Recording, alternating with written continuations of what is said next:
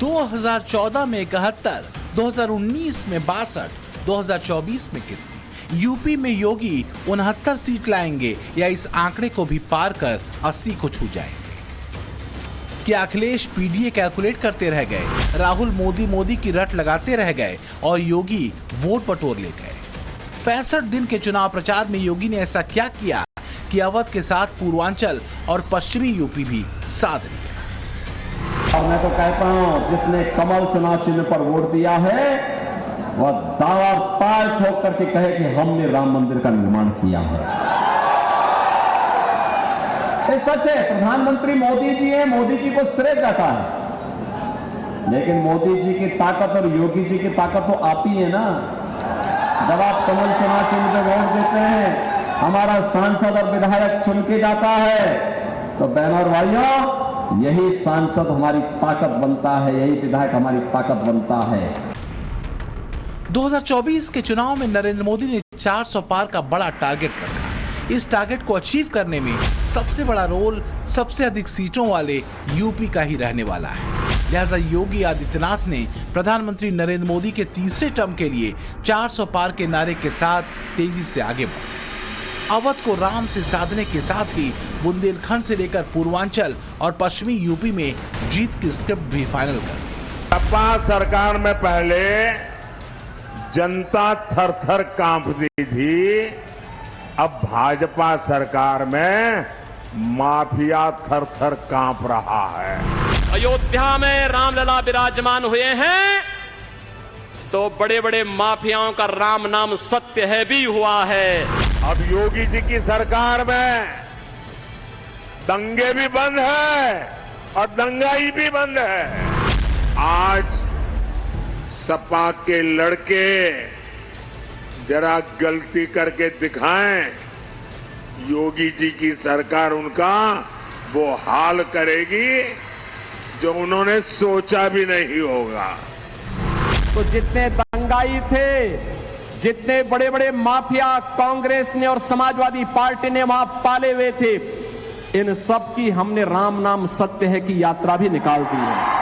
काम तो बहुत भइल बा, अब कमवा दिखाई पड़त बा।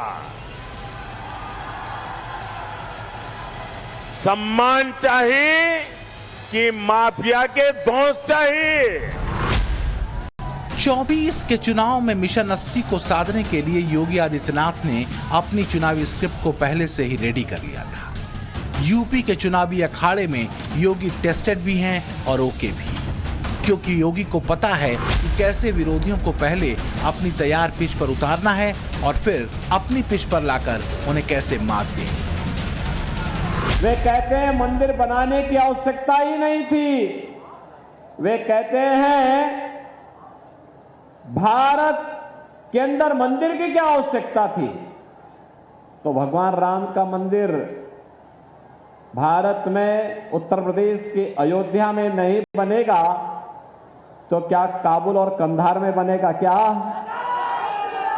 क्या लाहौर और कराची में बनेगा? क्या चुनाव कोई भी हो, कहते हैं दिल्ली की नई सरकार का रास्ता यूपी से होकर गुजरता है और योगी आदित्यनाथ के पास यूपी की 80 सीटों की जिम्मेदारी है।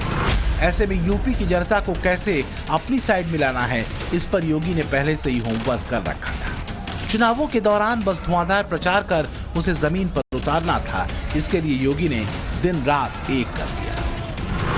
योगी ने 65 दिनों में 204 चुनावी कार्यक्रम किए। 27 मार्च से 30 मई तक योगी बिना रुके बिना थके 169 जनसभा, 13 रोड शो और 15 प्रबुद्ध सम्मेलन में शामिल हुए और बीजेपी के लिए वोट मांगे। सिर मुड़ाए सन्यासी से मठाधीश और मठाधीश से दोबारा सत्ताधीश बने भगवाधारी योगी आदित्यनाथ जिस नाथ संप्रदाय से आते हैं उसमें योग का मतलब होता है जोड़ना, और जोड़ने का कर्म करने वाले सन्यासी को योगी कहा जाता है। सन्यास के संसार से सियासत की दुनिया में भी योगी जोड़ने का ऐतिहासिक काम कर रहे हैं। करोड़ों वोटरों को 24 के चुनाव में कमल से जोड़ने का काम, सियासत की जमी जमाई अल्पसंख्यक ध्रुवीकरण के फार्मूले को तोड़ने का काम। यूपी में 67 सीटों पर वोटिंग हो चुकी है। आखिरी राउंड में 1 जून को 13 सीटों पर वोट डाले जाएंगे। 2019 में इन 13 सीटों में से 11 सीट एनडीए के खाते में आई थी, जिसमें 2 सीटों पर अनुप्रिया पटेल की पार्टी अपना दल एस को जीत मिली थी। लोकतंत्र में जनता ही जनार्दन होती है। कौन हीरो होगा, कौन जीरो होगा, ये सब कुछ जनता ही डिसाइड करती है। यूपी में भाजपा की जीत को लेकर सीएम योगी बेहद कॉन्फिडेंट है। वजह भी साफ है, चुनाव या चुनाव से पहले वो लगातार जमीन पर उतरते रहे हैं। उत्तर प्रदेश में उन्होंने मोदी की गारंटी के एक्सप्रेस को फुल स्पीड में दौड़ाई है। इतना ही नहीं, एक एक सीट पर उन्होंने बाकायदा फोकस किया है और उसके अनुसार रणनीति बनाई है। कहा जा रहा है कि इसका असर 4 जून को दिखाई देगा। बीजेपी मानती है कि 4 जून को उनकी जीत पक्की है। अब इस चुनाव में योगी की अहमियत समझिए।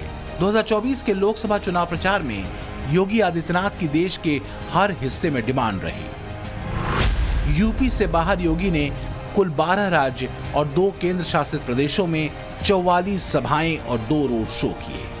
स्वतंत्र भारत में अब किसी औरंगजेब को पैदा मत होने दीजिए। ये औरंगजेब है जिसने काशी में भगवान विश्वनाथ का मंदिर तोड़ा था। यही औरंगजेब है जिसने मथुरा में भगवान कृष्ण की जन्मभूमि पर मस्जिद का निर्माण कर दिया था। भगवाधारी योगी को देश के चुनावी मैच में इंपैक्ट प्लेयर कहा जाता है।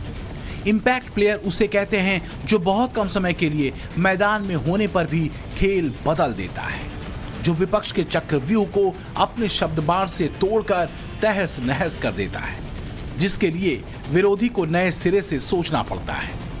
मगर इंपैक्ट प्लेयर पर विरोधी की किसी भी स्ट्रेटजी का कोई असर नहीं पड़ता। सभी लोग इस बात के पक्षधर है ना कि जो राम को लाए हैं हम उनको लाएंगे, तो इसका मतलब आप मथुरा का भी रास्ता खुलवाएंगे। इन तस्वीरों को देखिए जब साल 2021 में पीएम मोदी वाराणसी में टहलते हुए और योगी के कंधे पर हाथ रखते हुए फोटो खिंचवा रहे थे। अगले साल मोदी ने यूपी प्लस योगी उपयोगी का नारा गढ़ा और फिर 2 साल बाद यानी 2024 के लोकसभा चुनाव में यह नारा थोड़ा बदल गया और इस बार का चुनावी नारा हो गया योगी मोदी के लिए बड़े उपयोगी। योगी के इस लेवल को जनता ने कबूलने में देर नहीं लगाई, जिसका सीधा मतलब ये निकलता है कि योगी के स्ट्राइक रेट में इस बार और इजाफा होने वाला है। पिछले यानी 2019 के लोकसभा चुनाव में योगी की स्ट्राइक रेट शानदार रही थी। सीएम योगी ने कुल 95 सीटों पर रैलियां की थी, इसमें 64 सीटें बीजेपी ने जीती। योगी का स्ट्राइक रेट 67% का था। इस बार योगी की स्ट्राइक रेट कितनी बढ़ने वाली है ये 4 जून को पता चलेगा, लेकिन योगी ने 15 अप्रैल को ही देश को बता दिया था कि मोदी के 400 पार का आधार यूपी की 80 सीटें ही बनने वाली हैं और इन 80 सीटों पर मोदी को बड़ी जीत दिलाने के भागीदार योगी आदित्यनाथ ही बनने वाले हैं।